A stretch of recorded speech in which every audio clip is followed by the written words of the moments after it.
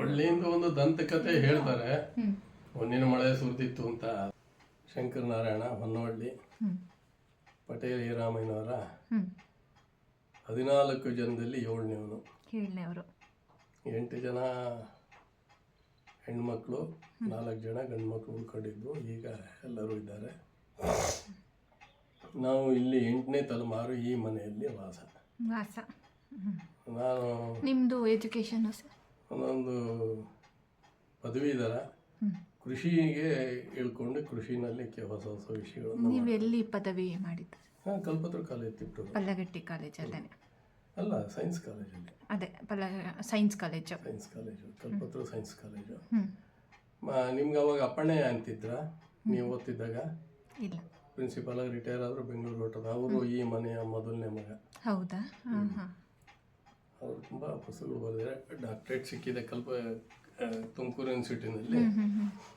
ಒಟ್ಟಿನಲ್ಲಿ ಕಲ್ಪತರು ವಿದ್ಯಾಸಂಸ್ಥೆನೂ ತಿಪಟೂರಿಗೆ ಹಲವಾರು ವಿದ್ಯಾರ್ಥಿಗಳ ಕೊಡುಗೆನ ನೀಡಿದೆ. ಮೊದಲು ಕೇವಲ 6 ಜನ ವಿದ್ಯಾರ್ಥಿಗಳು ಕಾಮರ್ಸ್ಗೆ. ಬೇಡ ಕ್ಲೋಸ್ ಮಾಡಿ ಅಂತ ಕಮಿಟಿಯವರು. ಇಲ್ಲ, ನಾನು ಇಂಪ್ರೂವ್ ಮಾಡ್ತೀನಿ ಅಂತ ಇವರು ಹಠ ಮಾಡಿ ಇವತ್ತು ಕಾಮರ್ಸ್ಗೆ ಎಷ್ಟು ಇದೆ. ಮೈಸೂರಲ್ಲಿ ಅವರಿಗೆ ಕಾಮರ್ಸಿನ ಭೀಷ್ಮ ಅಂತಲೇ ಬಿರುದು ಕೊಟ್ಟರು. ಸಾಮಾನ್ಯ ಸಾಕಷ್ಟು ಪುಸ್ತಕಗಳು. ಅವರು ಶ್ರೀನಿವಾಸ್ ಪುಟ್ಟಿ ಇವರೆಲ್ಲ. ಶ್ರೀನಿವಾಸ್ ಪುಟ್ಟಿ ಅವರು ಮೈಸೂರಿನವರು, ಇಲ್ಲಿ ಬಂದು ಲೆಕ್ಚರರ್ ಆಗಿದ್ದು. ತುಂಬ ಒಟ್ಟಿನಲ್ಲಿ ಜ್ಞಾನ ಭಂಡಾರ ತಿಪಟೂರಿನ ತಾಲೂಕು ಬಗ್ಗೆ ಏನಾದರೂ ಬೇಕು ಅಂತಂದರೆ ನಿಮ್ಮನ್ನು ಸಂಪರ್ಕಿಸಿದ್ರೆ ಒಂದೊಂದು ದೊಡ್ಡ ಲೈಬ್ರರಿನೇ ನೋಡ್ದಂಗೆ ಆಗ್ತಾಯಿದೆ ನೋಡಿ ನಿಮಗೆ. ಏನಂತಂದರೆ, ಒಂದು ಸಮುದ್ರದಲ್ಲಿ ಒಂದು ಸೆರೆ ನೀರು ತೆಗೆದಷ್ಟೇ, ಅಷ್ಟು ಅಗಾಧವಾಗಿದೆ. ಅಲ್ಲ ಅಂದರೆ ಈಗ ನಾವು ಕೆಲವೊಂದೊಂದು ವಿಷಯ ತಿಳ್ಕೊಂಡವರು ಏನೋ ಗೊತ್ತು ಕಣಪ್ಪ ನಮಗೆ, ಏನೋ ಸಾಧನೆ ಮಾಡ್ಬಿಟ್ಟಿದ್ದೀವಿ ಅನ್ನೋದಲ್ಲ. ಆದರೂ ನೀವು ಎಷ್ಟು ಸಾಧಾರಣವಾಗಿ ಇತಿಹಾಸ ನಮಗೆ ಗೊತ್ತೇ ಇಲ್ಲ. ಇತಿಹಾಸದ ಬಗ್ಗೆ ಸದ್ಯೋಜಾತ ಭಟ್ಟ ಅಂತೇಳಿ ಒಬ್ರು ಲಿಪಿಗಳ ಬಗ್ಗೆ, ಶಾಸನಗಳ ಬಗ್ಗೆ ಒಂದು ಆನ್ಲೈನ್ ಕ್ಲಾಸ್ ನಡೆಸ್ತಾರೆ. ಹಾಗಾಗಿ ನಿಮ್ಗೆ ಯಾರು ಆಸಕ್ತಿ ಇದ್ದರೆ ಹೊಸದಾಗಿ ಒಂದು ಶುರು ಮಾಡ್ತಾರೆ. ನಿಮ್ಮ ನಂಬರ್ ಕೊಟ್ಟರೆ ನಿಮ್ಮ ಇದಕ್ಕೆ. ಅಂದರೆ ಇನ್ನೊಂದ್ಸಲ ಹೇಳ್ಬಿಡಿ, ಎಲ್ಲ ಯಾರಾದರೂ ಕೇಳಿಸ್ಕೊಂಡು ಜಾಯ್ನ್ ಆಗೋರಿದ್ರೆ ಆಗಲಿ, ಅವ್ರ ಹೆಸರೇ ಹೇಳ್ಬಿಡಿ.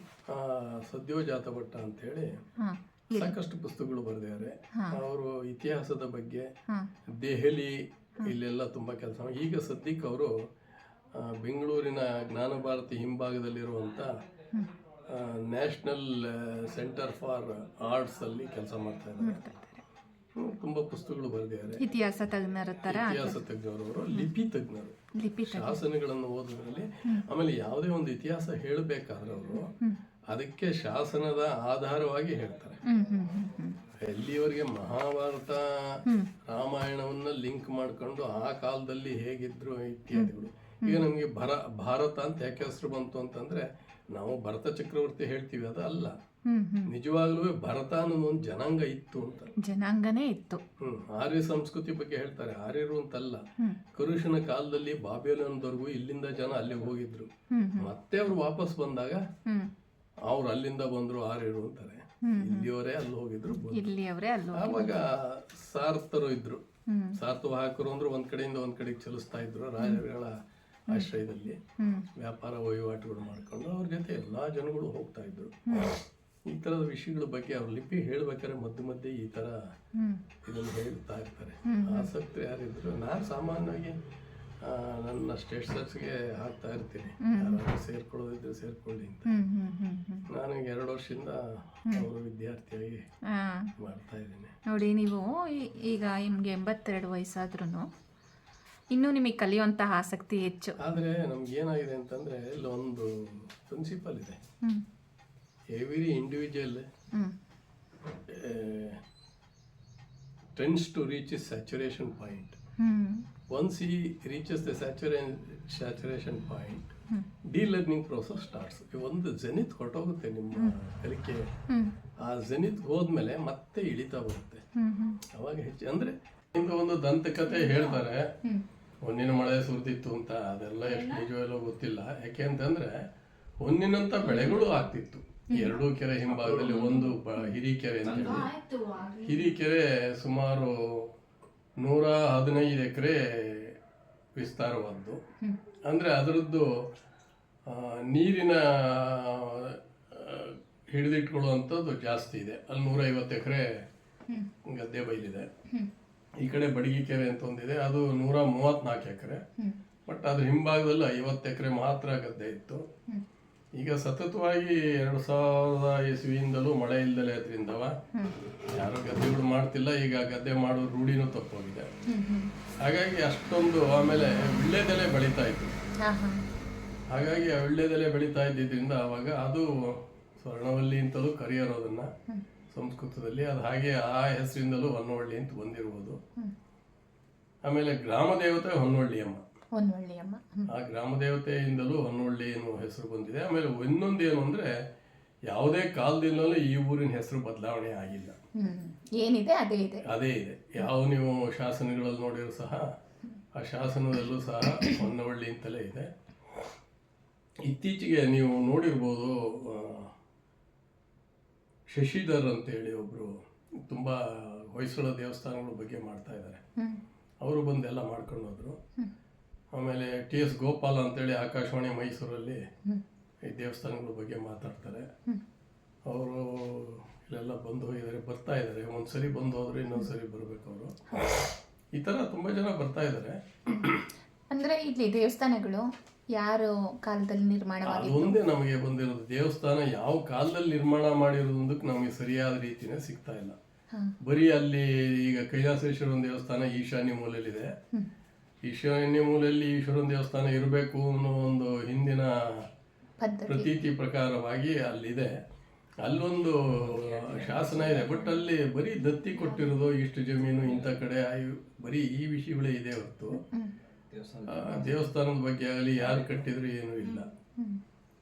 ಹಾಗಾಗಿ ಅದು ಒಂದು ಕಾಲದಲ್ಲಿ ಉತ್ಕಾಯ ಸ್ಥಿತಿಲಿ ಇತ್ತು. 1886ವರೆಗೂ ತಾಲೂಕಾಗಿತ್ತು. 886 ನಂತರ ತಿಪ್ಟೂರ್ಗೆ ಹೋಯ್ತು. ಹಾರನಹಳ್ಳಿ ಮತ್ತು ಹೊನ್ನವಳ್ಳಿ ಒಂದು ರೀತಿಯ ಜೋಡಿ ಹಳ್ಳಿಗಳು. ಅಲ್ಲಿ ಒಳ್ಳೊಳ್ಳೆ ದೇವಸ್ಥಾನ ಇದೆ ಹಾರನಹಳ್ಳಿ. ಅಲ್ಲೂ ತುಂಬಾ ಚೆನ್ನಾಗಿದೆ. ಇಲ್ಲಿ ದೇವಸ್ಥಾನಗಳು ಅಷ್ಟು ಕೆತ್ತನೆ ಇಲ್ಲ. ಬಟ್ ಒಂದೇನು ಅಂತಂದ್ರೆ ಆ ದೇವಸ್ಥಾನದ ಸ್ವರೂಪಗಳು ನೋಡಿದ್ರೆ ಅಷ್ಟಗ ಆಕೃತಿಯ ಜಗಲಿ ಮೇಲೆ ಇರೋದ್ರಿಂದ ನಿಸ್ಸಂದೇಹವಾಗಿ ಹೊಯ್ಸಳ ಶೈಲಿ ಅಂತ ಹೇಳ್ಬೋದು. ಕೆಲವರೆಲ್ಲ ಚೌಳರ ಶೈಲಿ ಅಂತ ಬರ್ಕೋತಾರೆ. ಆಮೇಲೆ ವಿಜಯನಗರದ ಕಾಲದಲ್ಲಿ ಅದನ್ನು ಮುಂದುವರಿಸಿದ್ದಾರೆ. ಹೊಸೊಳಲ್ಲೂ ಸಹ ಹಾಗೆ ಇದೆ. ಅವರು ವಿಜಯನಗರ ಕಾಲದವರು ಅದನ್ನ ಮುಂಭಾಗ ಬೇರೆ ಮಾಡಿದಾರೆ. ನಿಮಗೆ ಗೊತ್ತಾಗುತ್ತೆ ಮೊದ್ಲಿನ ಇದಕ್ಕೂ ಈಗ ಮುಂದೆ ಭಾಗದಲ್ಲಿ ಮಾಡಿರೋದಕ್ಕೂ ದೇವಸ್ಥಾನಗಳ ಬಗ್ಗೆ ಗೊತ್ತಾಗುತ್ತೆ. ಇದು ನಾವು ಈ ಮನೆಯಲ್ಲಿ 8ನೇ ತಲೆಮಾರು. ಇದು ಮನೆನೇ ನೋಡ್ತಾ ಇದ್ರೆ ಗೊತ್ತಾಗುತ್ತೆ ತುಂಬಾ ಎಷ್ಟು ಹಳೆ ಮನೆ. ಇದು ಮಾತ್ರ ಇತ್ತೀಚೆಗೆ ಒಂದು 70 ವರ್ಷದಿಂದ ಮಾಡಿದ್ದು. ಬಟ್ ಮನೆ ಒಳಗೆ ನೋಡ್ತಾ ಇದ್ರೆ ಗೊತ್ತಾಗುತ್ತೆ ಎಷ್ಟು ಇದು ಹಳೆ ಮನೆ ಇದು ಅಂತ. ಜಗಲಿ ಇತ್ತು ಮುಂಚೆ. ಜಗಲಿ ಇಲ್ಲೆಲ್ಲ ಊರಲ್ಲಿ ಇದ್ದಿದ್ದು ಜಗಲಿ ಸಾಲಿನ ಮನೆಗಳೇ, ಸಾಲಿನ ಜಗಲಿ ಮನೆಗಳು. ಯಾರು ಬಂದ್ರು ಕೂತ್ಕೊಳ್ಳೋದಕ್ಕೆ ನಿಂತ್ಕೊಳ್ಳೋದಕ್ಕೆ ಎಲ್ಲ ಜಾಗಗಳು ಅವಕಾಶ ಮಾಡಿಕೊಡ್ತಿದ್ರು. ಈಗಷ್ಟು ವಿಶಾಲವಾದ ಮನೋಭಾವ ಯಾರು ಇಲ್ಲ. ಅದ್ರ ಜೊತೆಗೆ ಈಗ ಏನು ರಾಜರು ಆಳ್ವಿಕೆನ ಈ ಊರಲ್ಲೂ ಕೂಡ ಮಾಡಿದ್ರು. ಅಂದ್ರೆ ಪ್ರಮುಖವಾಗಿ ಈ ನನ್ನ ತಿಳುವಳಿಕೆ ಬಗ್ಗೆ ತುಂಬಾ ಜನಕ್ಕೆ ಇದು ಗೊತ್ತಿಲ್ಲ. ಚಿಕ್ಕದೇವರಾಯರ ಕಾಲದಲ್ಲಿ ಆಡಳಿತಕ್ಕೆ ಒಳಪಟ್ಟಿತ್ತು ಅಂತಿದ್ರು.